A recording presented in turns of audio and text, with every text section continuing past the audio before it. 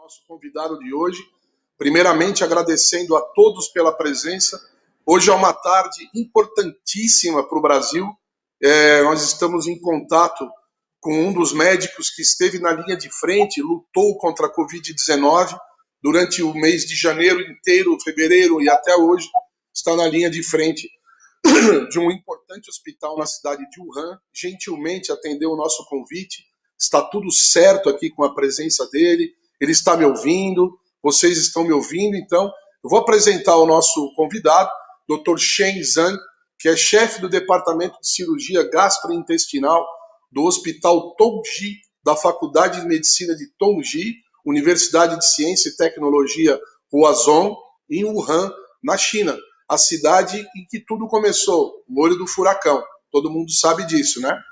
Ele é especialista na área de doenças malignas gastrointestinais, cirurgia laparoscópica para câncer gástrico e câncer coloretal, tratamento cirúrgico para doenças benignas do trato gastrointestinal. Publicou artigos de pesquisa originais em várias revistas de alta qualidade e lutou contra o Covid-19, luta até, na verdade, contra o Covid-19 desde janeiro de 2020, na linha de frente, publicando, inclusive, vários estudos, vários artigos que foram utilizados por nós aqui no Brasil para nossas formulações e criações das nossas curvas de detecção das imunoglobulinas e dos antígenos no diagnóstico da Covid-19. Então, nosso convidado, Dr. Shen Zhang, Dr. Zhang. Dr. Zhang, welcome to our Papo Connection. And now we are speaking in English for our understanding. Thank you very much for your accept. How are you in Wuhan? Welcome. Thank you. We are actually good right now in Wuhan, and everything is under control. And thank you for Dr. Ko for this invitation of the talk. Thank you. We are very happy with this news about Wuhan. God bless you, man. God bless you. So let's start in our talk show now with the first question for Dr. Zhang. Dr. Zhang, please talk us about the dynamic profile of RT-PCR aside for SARS-CoV-2 in COVID-19. What are your constatations and conclusions at this time? Okay. So first, as you know, this COVID-19, the disease start around January in Wuhan first, right? And actually, at that time, the RT-PCR protocol or RT-PCR test kit is available at the end of January. But a lot of patients were infected around like January 20 at that time. So when this kit is available for tests, it's like 1 or 2 weeks after the first branch of patients, they have symptoms. And at that time, the policymaker, they make the policy in here is that you have to have a 2 consecutive negative result of the RT-PCR, and then you can be safely discharged from the hospital. But some patients, they may have the test like 1 week or 2 weeks after symptoms onset, which is a pretty early period of the disease. And then they have some negative result and they were discharged. And after they have some checkup to come back to the hospital, or maybe they have some symptoms recurrence and they come back to the hospital and get negative result.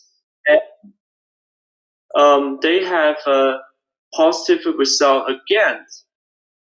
So according to the recent publication in like journals like Lancet, it says that the average of the RT-PCR turn negative average time is around 20 days after the symptom onset, which is around like 3 weeks. So we believe that if you test the patient, like several patients in a very early stage, and maybe you will have a false negative result of the RT-PCR. So for my suggestion is, first, if you want to see whether the patient have a complete clearance of the virus by RT-PCR, I suggest you to order the test like at least after 2 weeks to see whether it is negative or not. Second, if you have chance, you should probably order 2 consecutive time of the test. Maybe some patients you can order 3 if it is available, but at least 2 consecutive time of the test is guaranteed you have a relatively lower false negative rate. That's my opinion. Okay. It's a very important opinion for us. I'm sure. Dr. Zhang, we are receiving at this time a large quantity of rapid tests in Brazil. Large quantity by immunochromatography for COVID-19. After some tests, we repaired that a very low sensitivity for IgM with a very flexible window and very dependent of the starting viral charge. How is the false negative rate of RT-PCR for SARS-CoV-2 observing in your studies? And I'd like to know if you have tested rapid tests beside ELISA or RT-PCR. What about that result if you have tested? Okay, so for these questions, first, I believe that the situation is different between our 2 countries, or maybe between all the countries over the world. In China, we suffer a lot of patient loss in January and February. But actually, the production of the antibody kit, which is available for hospital to test, is at the end of February, maybe in the early March for a lot of hospitals. So as you know, at that time, actually, the disease was basically controlled in China. Okay. So when we are testing the patient, as you see, one of my publications is like when we are testing the patient of the antibody, it's actually is 4 weeks after the symptom onset. So we don't have a lot of data for like 1 week, 2 weeks, or several days because we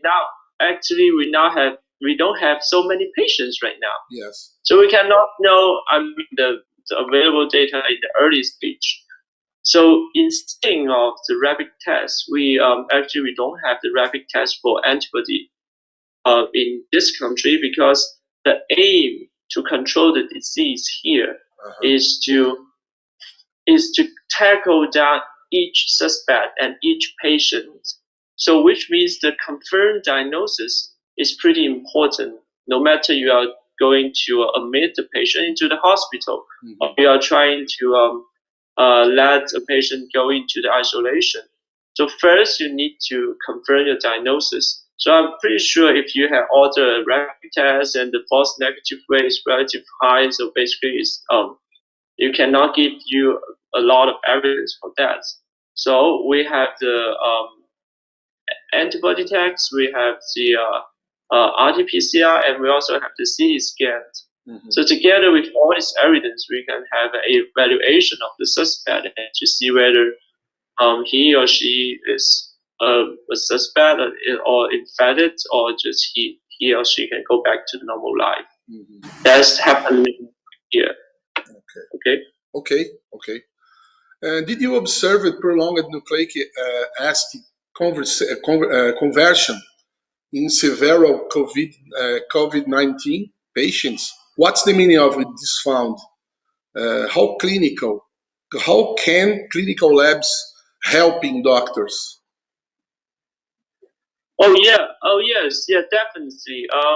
So right now, currently in this city in Wuhan, there are like 30 to 40 patients which who are still in the hospital, not because they have symptoms, not because they are pretty sick. Mhm. Do you know why? Because they are still test positive Wow. for the RT-PCR.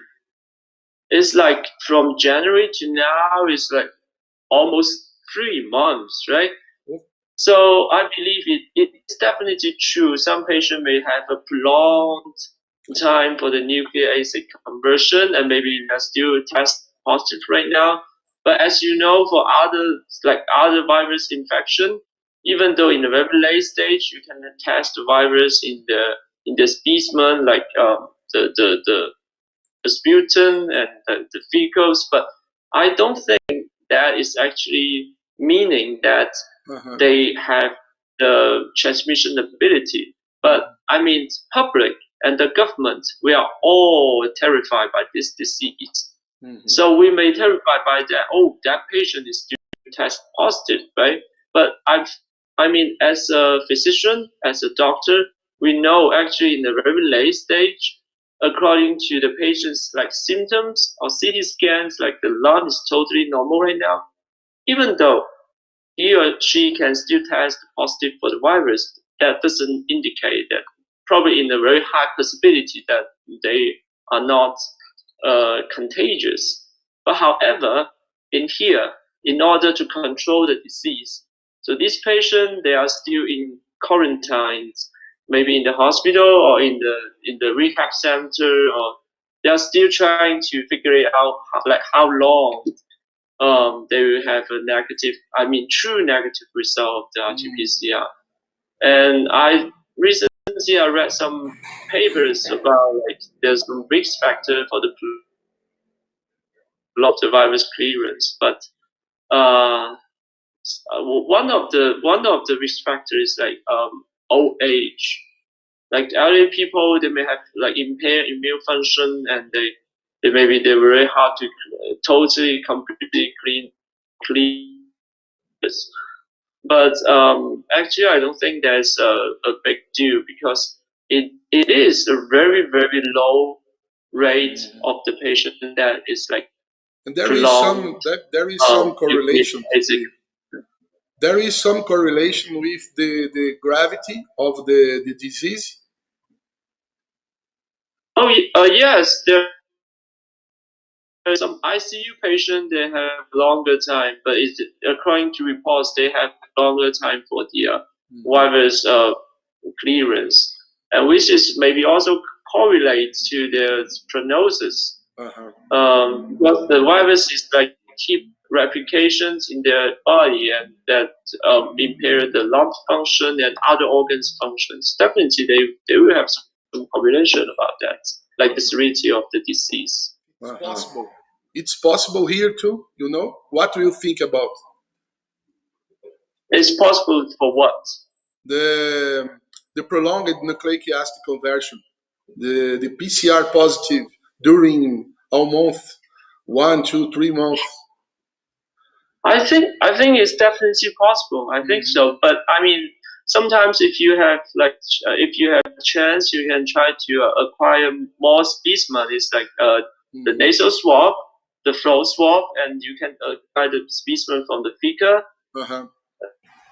And like I mean, totally. I mean, in a comprehensive evaluation of the patients, like where is actually the virus is shedding in which like routes.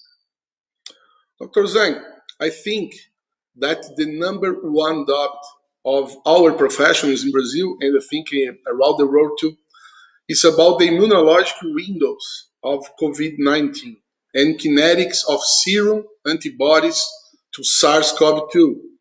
Principally, when the correct moment we have to collect samples for diagnostic or the IgM detection. At the same time, what's the correct moment to collect the IgG? What is the Dr. Zhang's opinion about it? Okay, so I definitely think the antibody is very important, no matter in the detection of the diseases or to evaluate whether the patient gained immunity against the disease. So according to I have a very preliminary report in the journal that saying the kinetic of the antibodies, and actually I working on a large scale of the antibody. I actually find that for IgM, in like 2 months, within 2 months, the positive rate of IgM is around 50% patients, which means 50% patients still test positive for IgM in 2 months. And that is asking you the questions whether the positive of the IgM means the patient can maybe still is contagious for the disease. So the IgM. For IgG is some report say that IgG is like protective antibody, right? But reports say that for asthmatic infection patients, they test negative for IgG. I mean, maybe some people will argue that even though they're infected by the disease and they don't have the antibody, and maybe they will be infected again. However, according to my research, I don't think it's like a very high proportion of the patients. Basically, over 95% of patients have IgG positive in my data, and I think the for a good time to test the IgM or IgG, still that those two aspects. First, to detection. If you want to detect the disease, you should prescribe it as soon as possible if you suspect the patient have the infection. And to evaluate whether he or she get fully recovered from the disease and whether they can go back into the public for COVID-19, maybe you should prescribe the antibody test a little bit like later. It's like 2 months, because as I mentioned before, there's a very big, like over 50% patients still test positive for IgM. So maybe 2 months is very safe to prescribe the antibody test. Otherwise, you may still have the positive IgM results within 2 months in a very high possibility.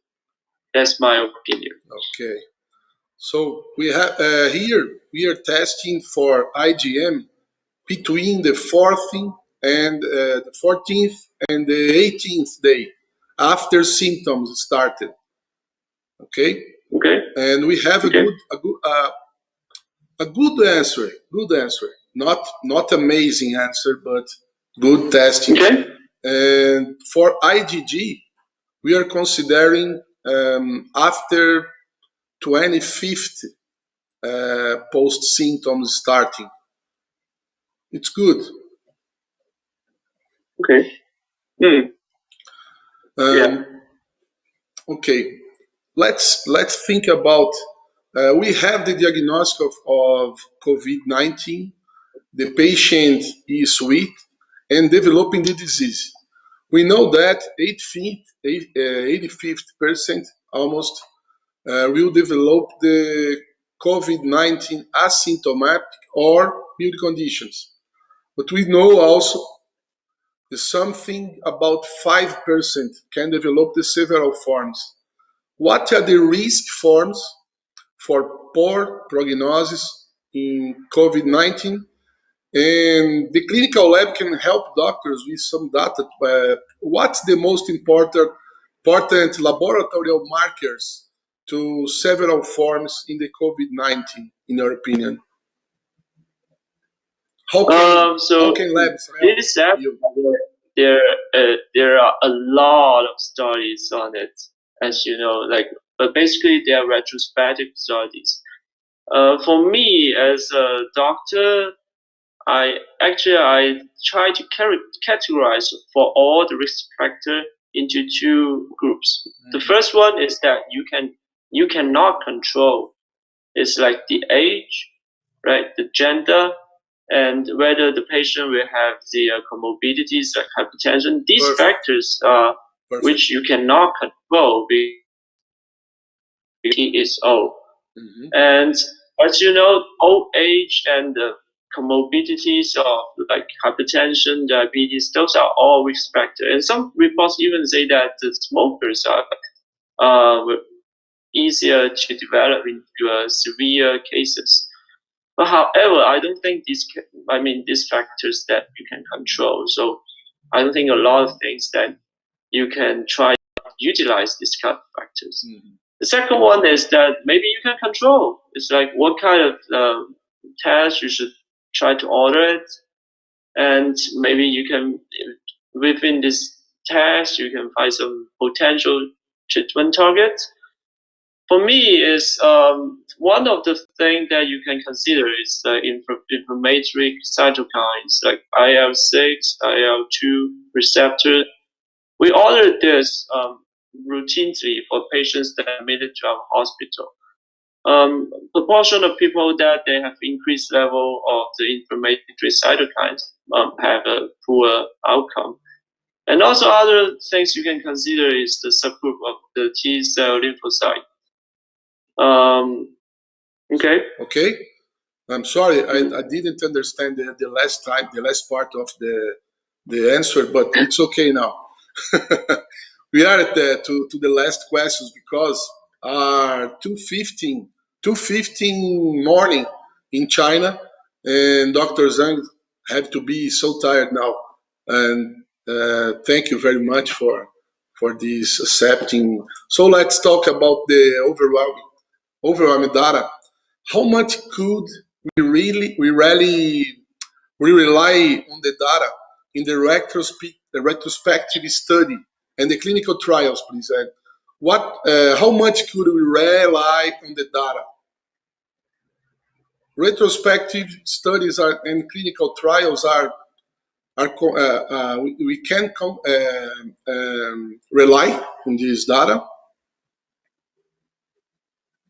Well, it's a very difficult question, and very hard to tell.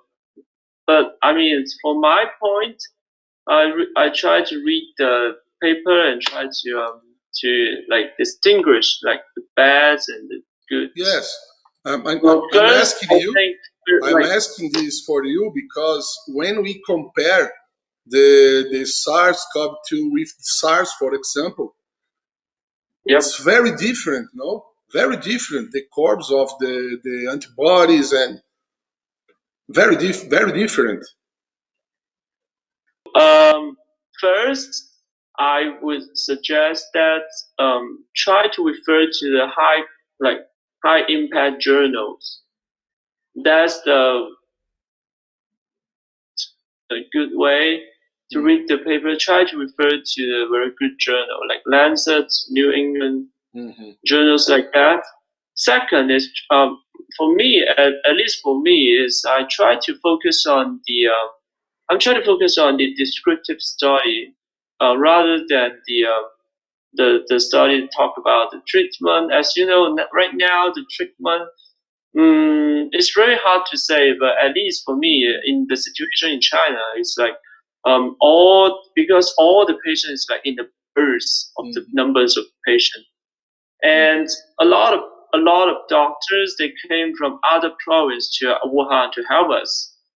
And based on different experience and treatment group, they ordered very different treatment. I mean, antibiotics, whether to use the immunoglobulins, rather to use some like antiviral drugs, stuff like that. They use different kind of treatment. And if you stand right here, it's April right now, and then you look back, it's like retrospective study. It's very hard to tell because different patients, they have different kinds of treatment. And right now, if you want to have some clinical trial, like the RCT, you cannot because you have no patient. I think situation should be like similar because as so many patients, all the hospitals are overwhelming. It's very hard to like perform a very good RCT like that.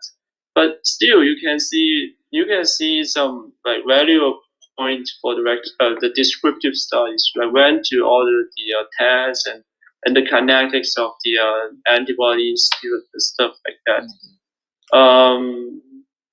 And for others, like you need to the other thing is like the clinical trial or the large sample studies may be more like valuable than just like case reports or case series.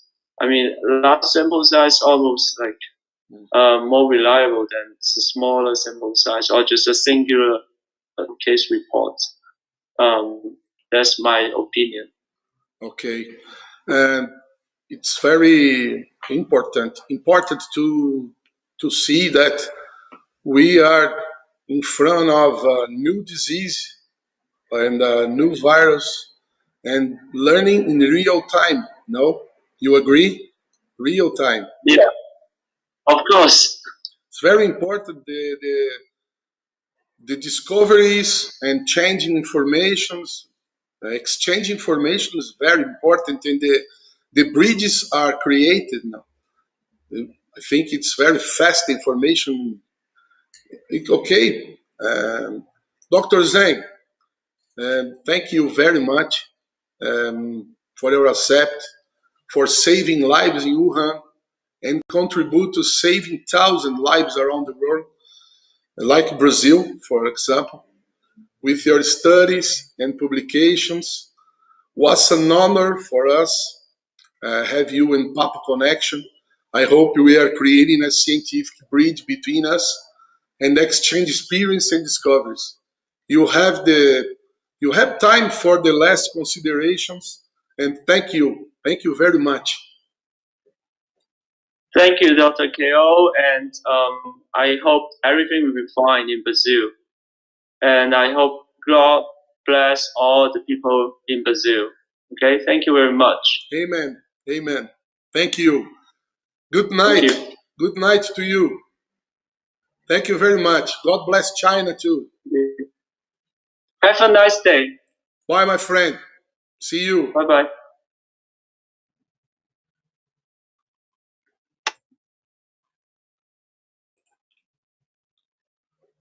Bom, pessoal, estamos encerrando então aqui a nossa live de hoje, o nosso Papo Connection. Eu estive com o Dr. Sheng Zhang, que é um médico chinês da cidade de Wuhan. Foi uma honra tê-lo aqui com a gente. Espero que vocês tenham gostado do nosso papo, né? E esperamos tê-los conosco aí. Parece que deu uma... Vamos ver se está tudo bem. Eu estou aparecendo dobrado agora, né? Porque ele saiu do Hangout. Eu tive que fazer tive que dar uma mexida aqui para que ele pudesse aparecer. Ele não estava conseguindo conectar pelo outro programa, mas deu tudo certo. Estamos aqui 2h22 da tarde desse sábado, de 25 de abril de 2020, um dia muito marcante para mim, espero que para vocês também, poder ter dividido esse espaço com um profissional que esteve na linha de frente durante todo o tempo na cidade de Wuhan, que foi onde tudo de pior aconteceu. Foi de lá que a gente começou a ter contato e aprender. Ele publicou vários estudos, inclusive, eu até perguntei a ele sobre a questão das janelas imunológicas, ele falou sobre a questão de alguns testes darem IgM prolongado e a correlação disso com a capacidade de disseminação do vírus, de infectar aquele paciente, e concordou com a gente com essa visão de que nós podemos utilizar essa leitura para esses testes de baixa sensibilidade entre o 14º e 18º dia de sintomas, após o início dos sintomas. Claro que é tudo muito subjetivo, é tudo muito flexível, mas, e como eu disse ali no final, ele também concordou, estamos diante de uma doença nova, de um vírus novo e aprendizado em tempo real. Eu espero que esses programas como esse, né, que nós possamos, durante essa pandemia, ainda trazer algumas pessoas de grande importância, como o Dr. Zheng. Eu gostaria de agradecer a todos vocês que tiveram a paciência de ficar aqui com a gente enquanto a gente teve problemas na conexão. Foi um problema que durou vários minutos, acredito que de 15, 20 minutos sem conexão, mas quando normalizou, tivemos o prazer de bater esse papo com esse grande médico, essa grande figura, uma figura de uma humildade extraordinária. Muito obrigado. Eu quero dar um alô para quem está aqui. Tem 45 espectadores nesse momento. Claro, vários, tinha muito mais, mas o pessoal acabou indo embora. Acho que acharam que não ia dar certo.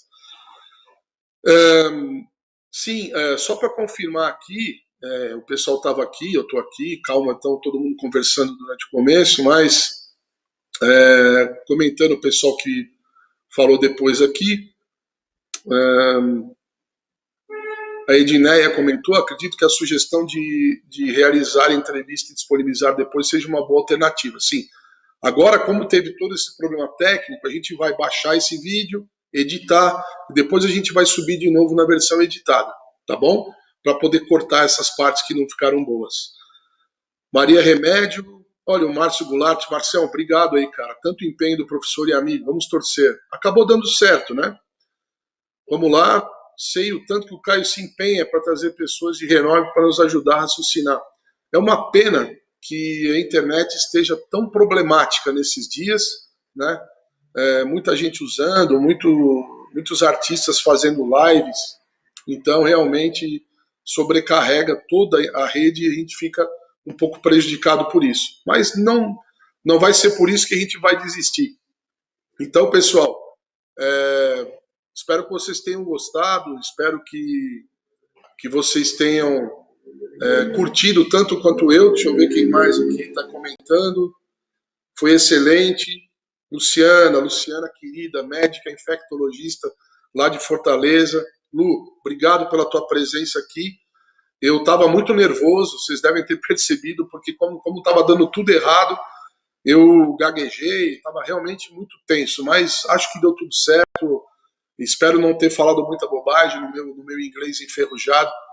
E também estava um pouco difícil de entender o Shen, porque chinês falando inglês com brasileiro falando inglês até que a gente se engrene demora um pouquinho, mas acho que demos o recado.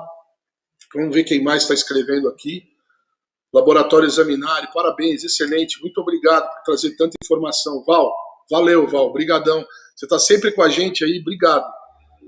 A Lidiane, parabéns, foi sensacional, só me preocupei muito com esse IgM positivo 2 meses. Eu também me preocupei, porque não são todos, né? É uma probabilidade, existe flexibilidade, mas há um detalhe que a gente deve levar em consideração e que o Shen deixou bem claro, que é o nosso método versus o método que se utilizou para chegar nesse raciocínio. Então, o nosso método de teste imunocromatográfico provavelmente não vai detectar IgM em 2 meses, né? Mas os métodos mais sensíveis, como quimiluminescência e ELISA, talvez prolonguem essa detecção. Então, quando nós quando percebermos esse tipo de resultado, é importante alertar o clínico solicitante de que há possibilidade desse paciente estar infectando ainda. O fato dele estar infectado é verificado, nós vamos verificar através do teste de antígeno, seja PCR, seja por teste imunológico, sorológico, né? Mas a questão da permanência da imunoglobulina realmente é um achado interessante. Tem muita nuance nessa virose, muita coisa acontecendo que a gente não tinha se dado conta e nunca tinha visto, né? As curvas não são curvas tradicionais. A gente tenta até encontrar um modelo que seja a base para o raciocínio mediano, o raciocínio que trabalha a maioria dos casos, mas não consegue entender por completo ainda, até porque não teve tempo. O próprio Dr. Zhang comentou isso, a gente não tem paciente ainda, a gente não tem ainda ou não tem mais, porque no caso da China já está controlada a epidemia, então eles já não têm mais pacientes para ficar testando e verificando isso, e ele foi bem enfático nesses pacientes que persistem no quadro, tanto na questão da manutenção da PCR positiva, ou seja, o paciente ainda está com a doença em evolução, ainda está doente e, mesmo assintomaticamente, ele está imunologicamente ainda trabalhando e pode estar infectando pessoas também. Então, são muitas nuances, muitas coisas que a gente precisa ainda aprender, e é aprendizado em tempo real mesmo, né?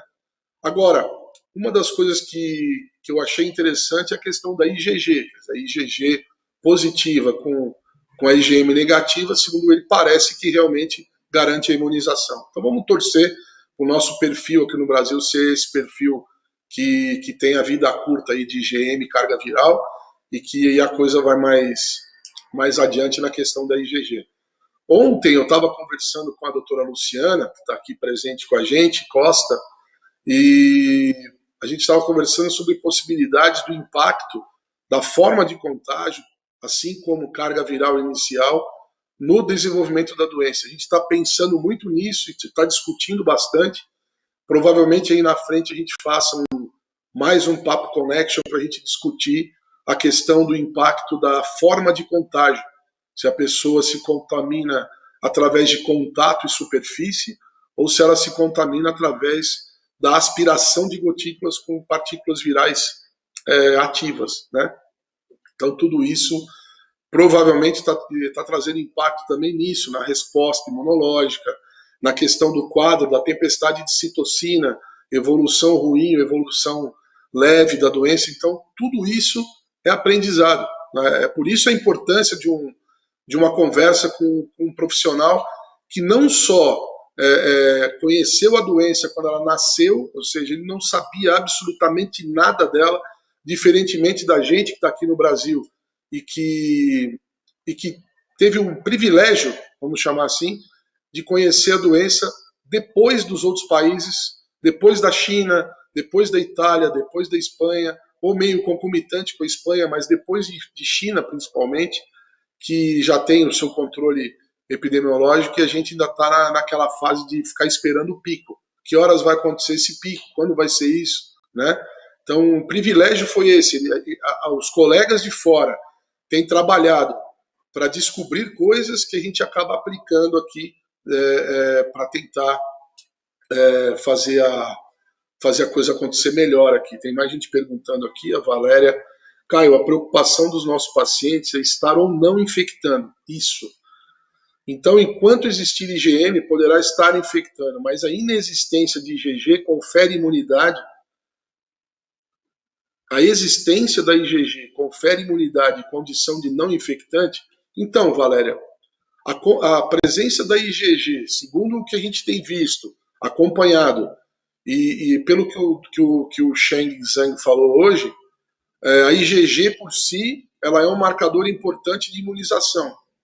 Mas a gente não pode, até quanto a gente pode confiar na IgM negativa? Esse é o medo, né? Então, a carga viral, a gente sabe que ela cai junto com a queda da IgM, ela vai acompanhando. Por isso a preocupação do paciente que tem IgM prolongada, porque a gente pode pensar e entender que se ele tem a IgM arrastada, ele também tem carga viral ativa, tem carga viral presente. Mas no caso da IgM indetectável e a carga viral indetectável, a gente não pode garantir que esse paciente não tem carga viral, né? Ou que ele não tem a IgM.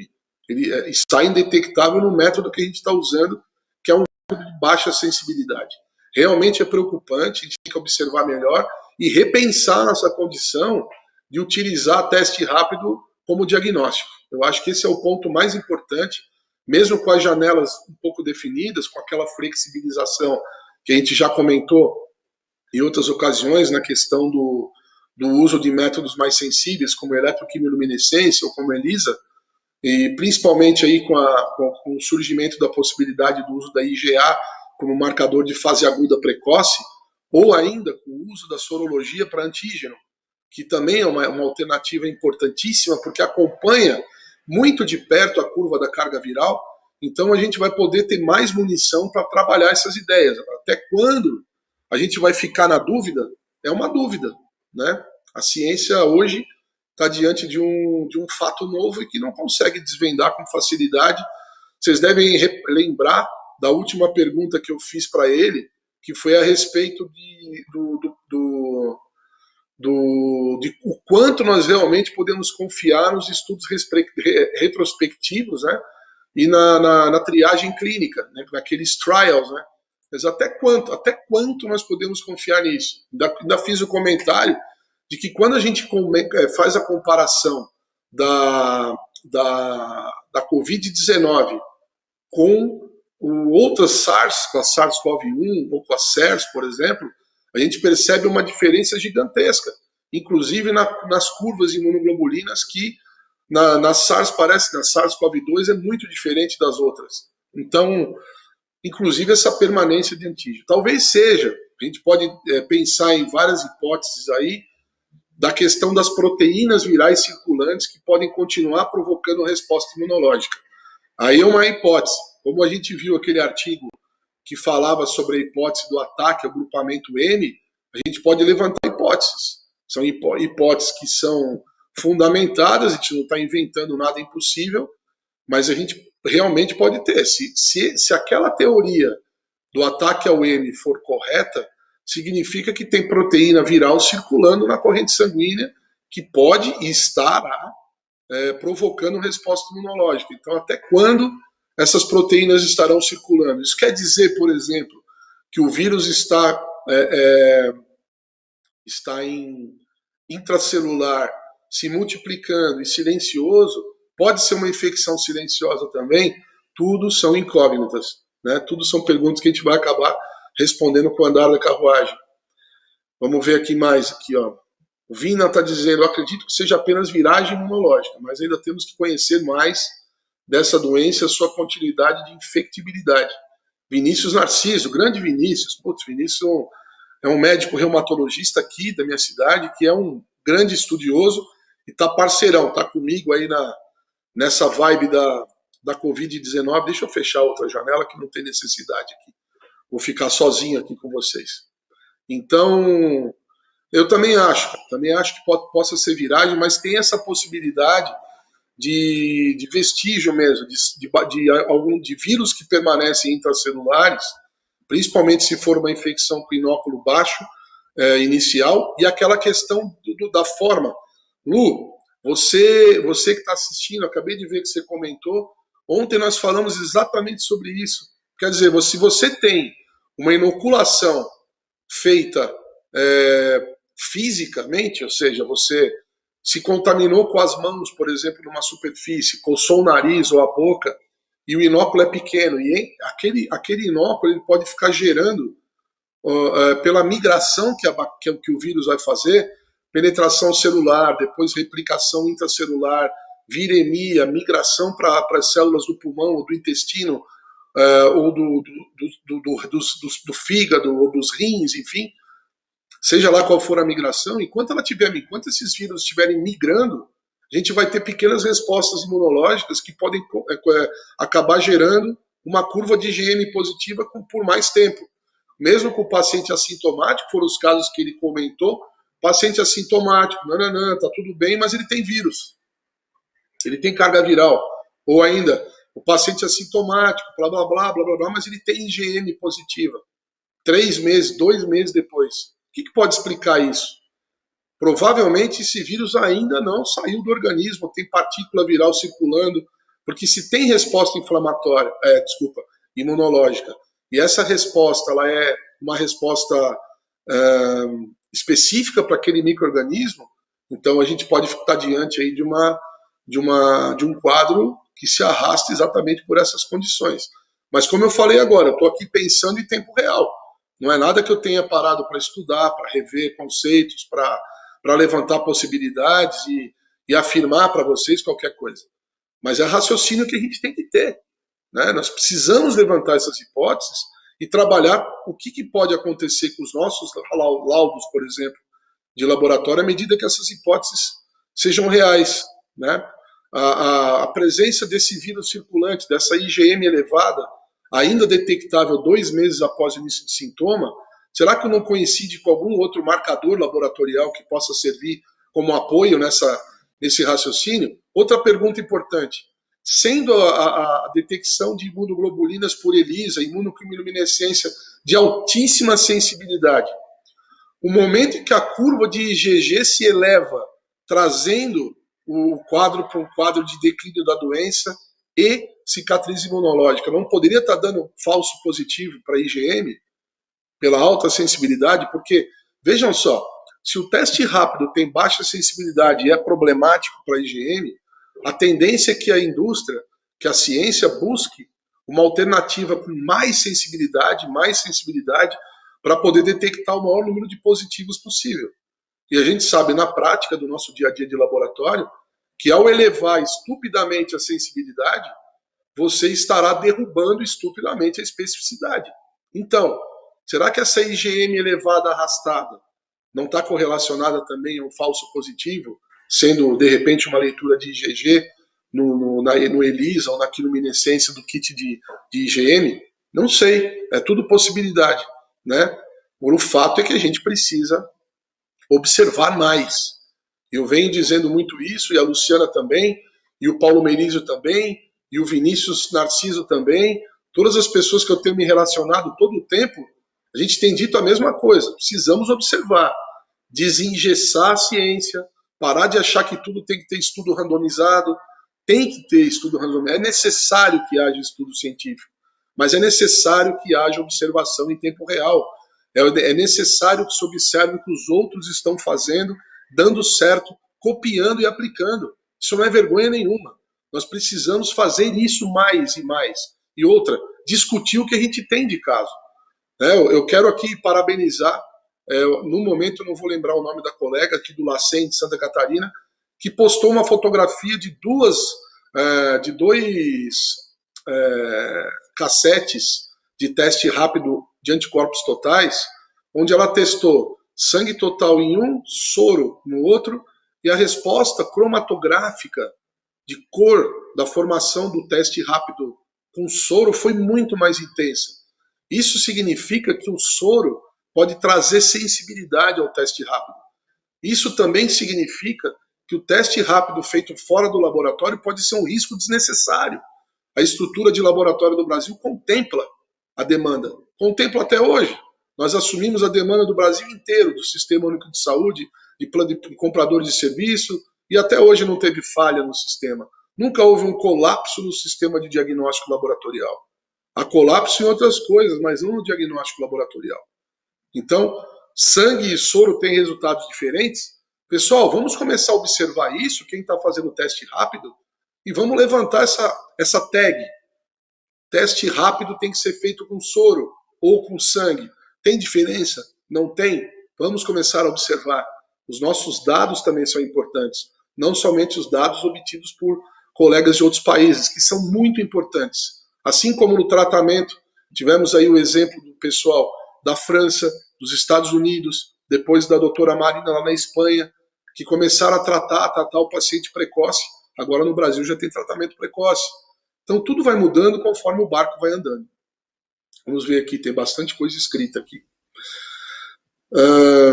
O vírus pode usar os santuários imunes como o HIV? Pois é, Luciana, é uma pergunta extremamente pertinente, que foi mais ou menos o que eu quis dizer, como, será que esse vírus não está intracelular?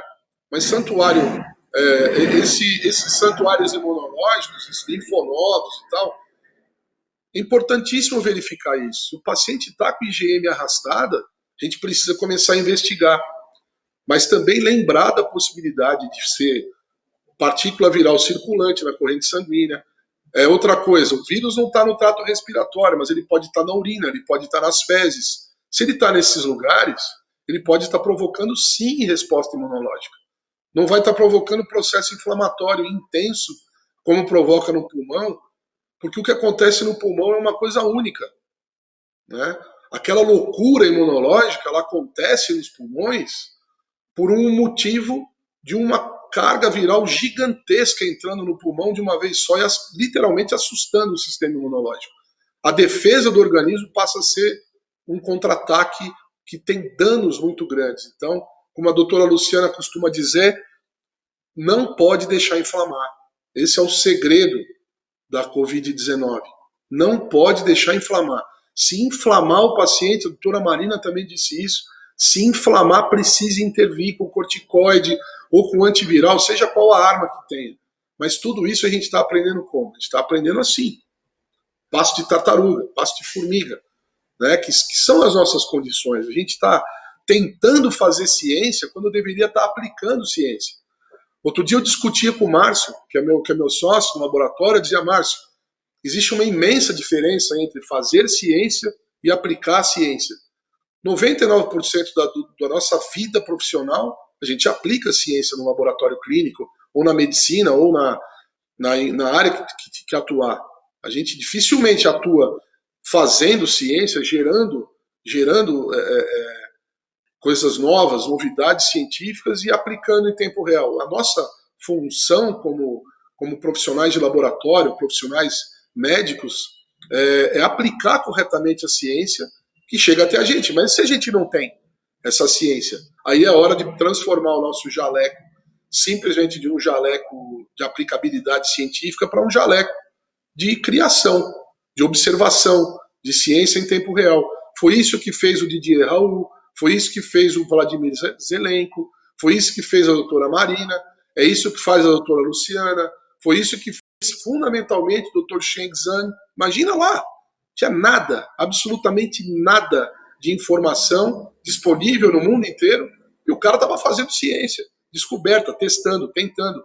Lá começaram com hidroxicloroquina sem ter nenhuma base apenas, como a gente comentou durante a entrevista, de estudos anteriores, com a SARS, com a SARS, mas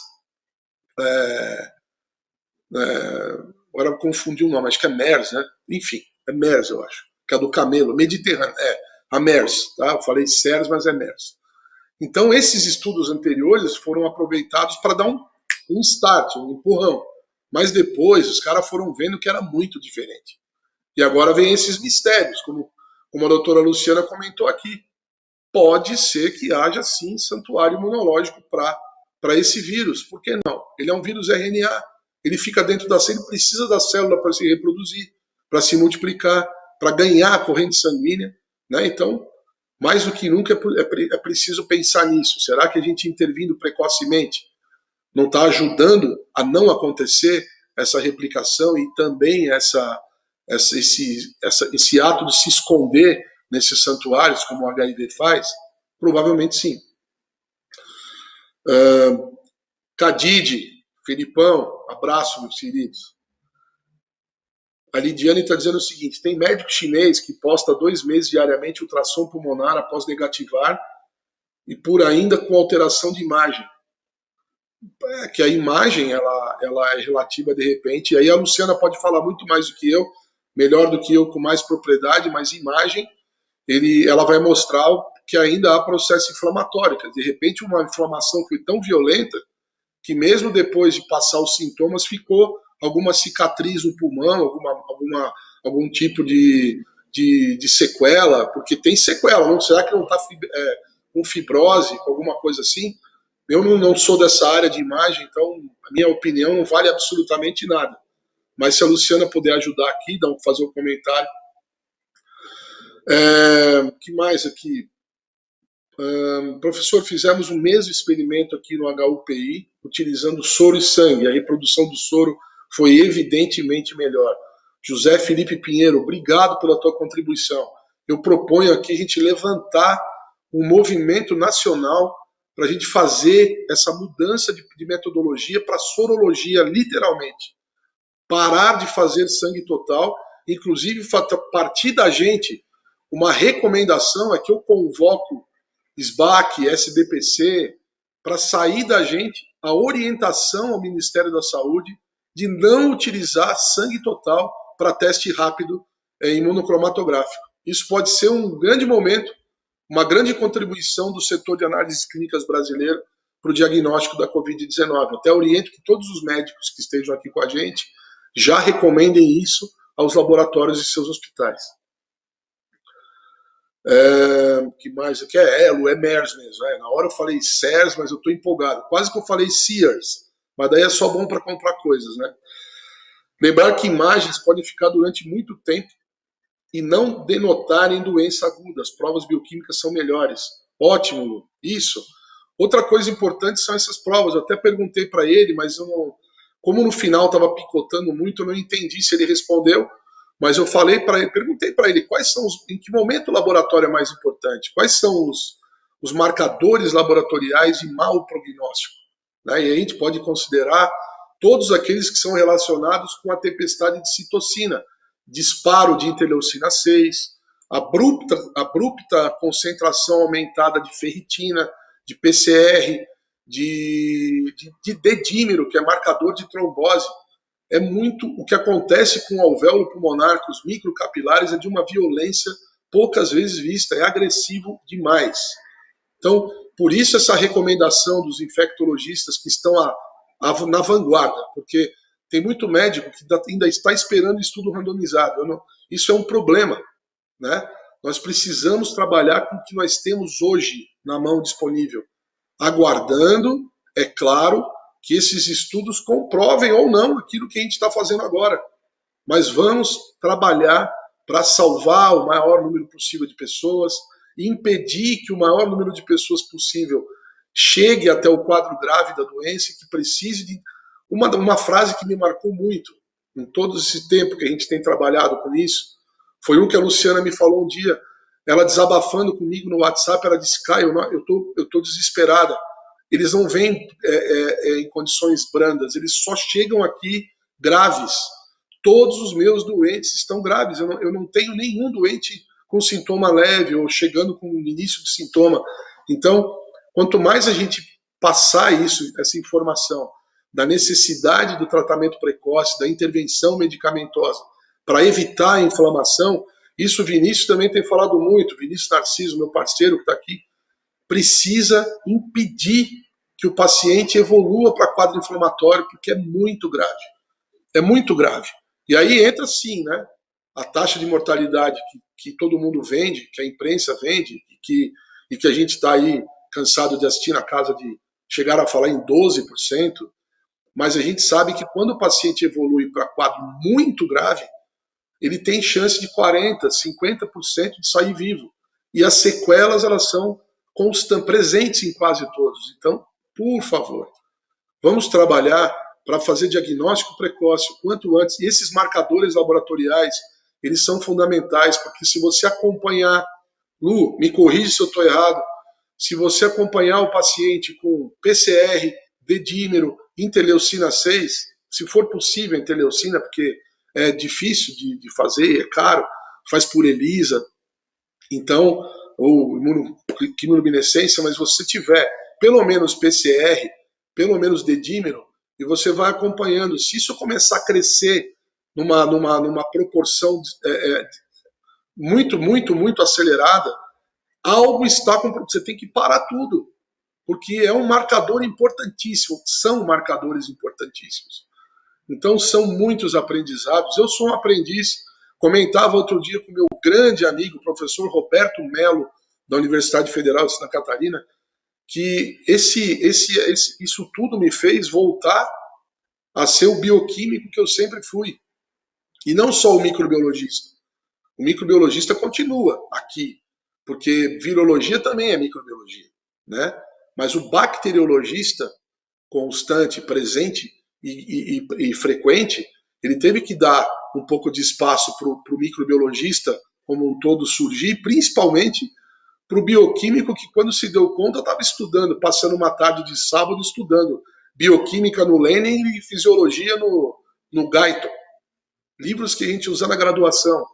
Mas eu pensei, eu preciso pensar, entender de novo o que é o metabolismo do M, o que é ataque, o que pode estar causando ataque, o que é liberação de porfirina, quais são os efeitos disso, qual a correlação, por exemplo, disso com um possível aumento exacerbado da bilirrubina total, que acontece em muitos casos, mas tem ataque ao fígado, você tem a diarreia, quer dizer, tudo para ser explicado e a gente fica só sendo bombardeado com número, e não é isso que importa agora. O que importa agora é correr contra o relógio, é trabalhar o melhor possível no menor prazo de tempo. Por isso essas discussões são tão importantes, são tão fundamentais. É por isso que eu não paro nunca e faço questão de chamar vocês o tempo inteiro para a gente poder discutir, né? Esse é o motivo, é isso que move a gente, e deve mover vocês também, deve mover a todos na direção de de tentar explicar o que está acontecendo, né? O que está acontecendo? Ontem eu discuti com a Luciana o seguinte: se vocês pegarem qualquer explicação da fisiopatogenia do SARS-CoV-2, vocês vão ler: o vírus invade através do receptor de MECA2, entra na célula com as suas spike proteins, aí ele entra, ele faz isso, aí ele sai, e aí ele causa uma resposta de macrófago, tempestade de citocina, edema, inflamação. Tá, mas espera aí, a gente está falando como se todos eles entrassem na mesma célula, ao mesmo tempo, fizessem a mesma coisa? Será que não tem respostas diferentes para inoculações diferentes? Será que não tem curvas de imunoglobulinas diferentes para cada modelo de infecção, para cada modelo de contágio, né? Me parece muito claro, por exemplo, que assim como na hepatite ou no HIV, um usuário de droga injetável tem muito mais chance de se contaminar no primeiro momento do que uma pessoa que esteja praticando sexo desprotegido, pelo inóculo, pela carga viral inicial de contágio. Me parece muito claro que com uma doença como essa é a mesma coisa. Então, ao invés de a gente explicar a fisiopatogenia falando genericamente, a gente tem que começar a desenhar as possibilidades e as nuances da Covid-19. Né? O que acontece se ela for uma doença com contágio oral? O que acontece se for por contato físico nasal ou ocular? E qual é a diferença desses três modelos, para uma aspiração de um volume grande de ar contaminado? Ou seja, a gente tem três modelos em que o vírus precisa fazer um trajeto para chegar até o alvéolo pulmonar, se ele chegar, e a gente tem observado que para ele chegar lá e fazer o que ele faz é tipo 4, 5% do total de casos confirmados, né? Quer dizer, 4, 5% do total que está inflamando severamente, fazendo esse quadro de inflamatório pulmonar absurdo, né?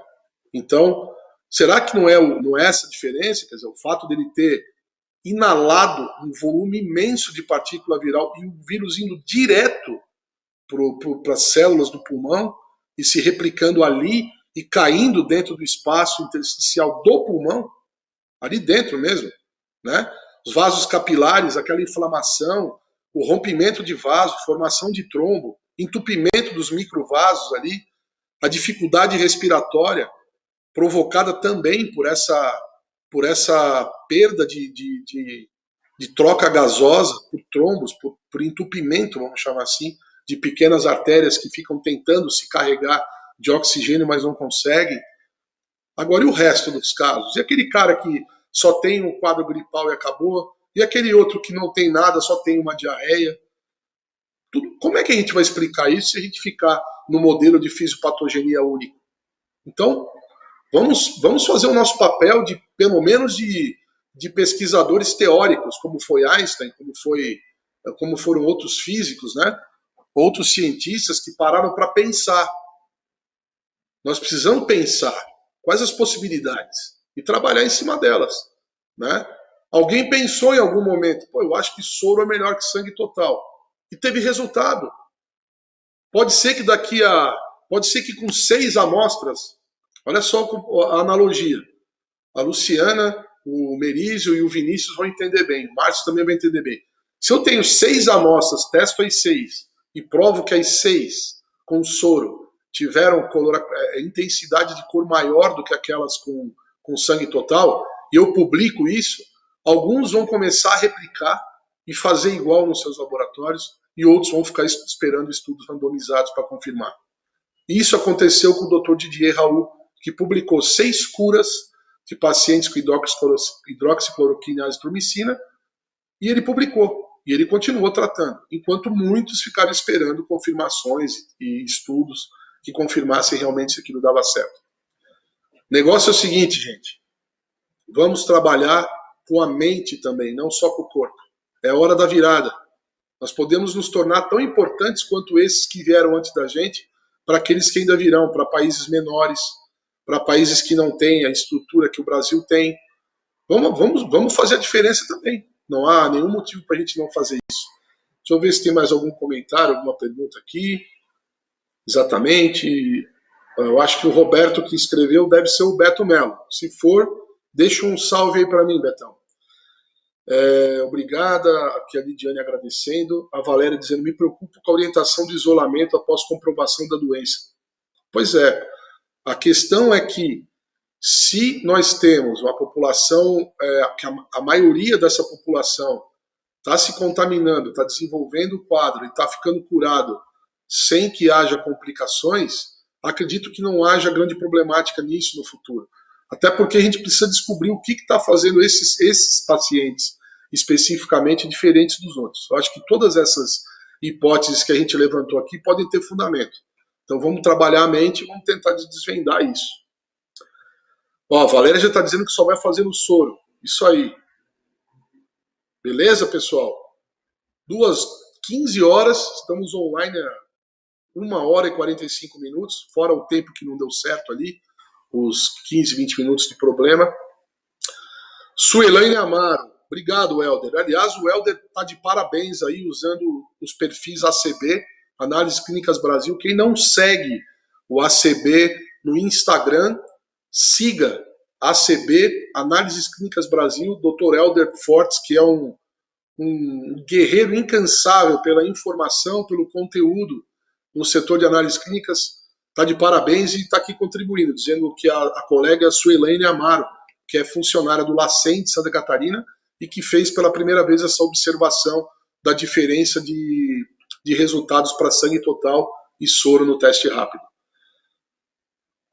Olha aí, pessoal. O pessoal já está aqui aderindo. É isso aí, gente. O negócio é fazer as coisas acontecerem e fazermos a diferença.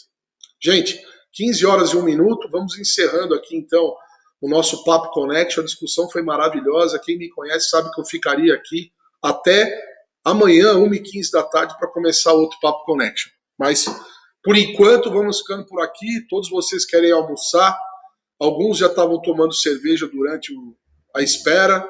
Então, tenham todos um excelente sábado, um maravilhoso domingo, que venha por aí uma semana espetacular, porque essa nossa semana foi pesada em todos os sentidos. Todos nós tivemos que nos preocupar não somente com as análises clínicas, mas também com o impacto de alguns fatos políticos que acabaram acontecendo, principalmente ontem, mas que a gente espera que tudo daqui para frente vá melhor. Assim a gente tem que esperar, né? Não podemos fazer nada além de esperar e de desejar o melhor. Então, pessoal, muito obrigado. São muitas pessoas que permaneceram, que saíram, que voltaram, mas aos 47 que permaneceram firmes aqui até o final, um grande beijo, fiquem com Deus e até o próximo Papo Connection. Obrigado, até mais. Tchau, tchau.